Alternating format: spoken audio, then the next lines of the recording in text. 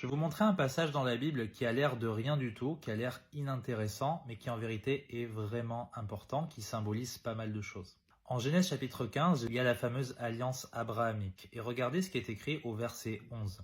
Et les oiseaux de proie fondirent sur les bêtes mortes, c'est les bêtes que Abraham il avait mis et coupées en deux pour que l'alliance se fasse. Mais Abraham chassa ces oiseaux.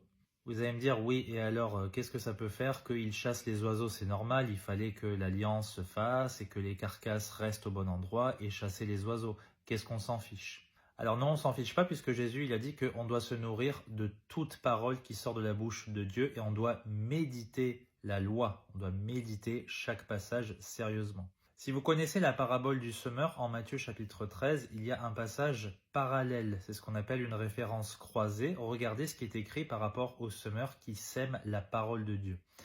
Et comme il semait, quelques grains tombèrent le long du chemin, et les oiseaux vinrent et les dévorèrent. Donc ces oiseaux-là, ce sont tout simplement des agents du diable qui vont faire en sorte que les gens ne puissent pas entendre la parole de Dieu et croire en Jésus-Christ. 2 Corinthiens chapitre 4, le Dieu de ce monde a aveuglé les pensées de ceux qui ne croient point, de peur que la lumière du glorieux évangile de Christ, qui est l'image de Dieu, ne brille pour eux.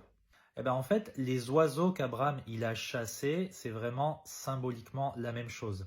Vous savez que Dieu était en train d'établir une alliance avec Abraham, qui est une alliance inconditionnelle, et ces animaux ne pouvaient pas être corrompus à ce moment-là.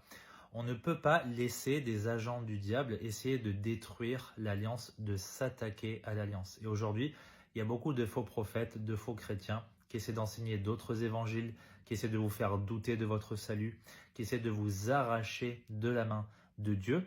Et nous, ce qu'on doit faire quand on est sauvé, quand on connaît la vérité, c'est chasser ces personnes-là, les marquer et les éloigner de nous.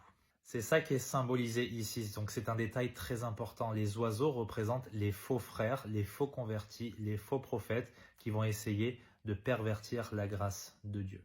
J'espère que ça vous aura intéressé, que Dieu vous bénisse.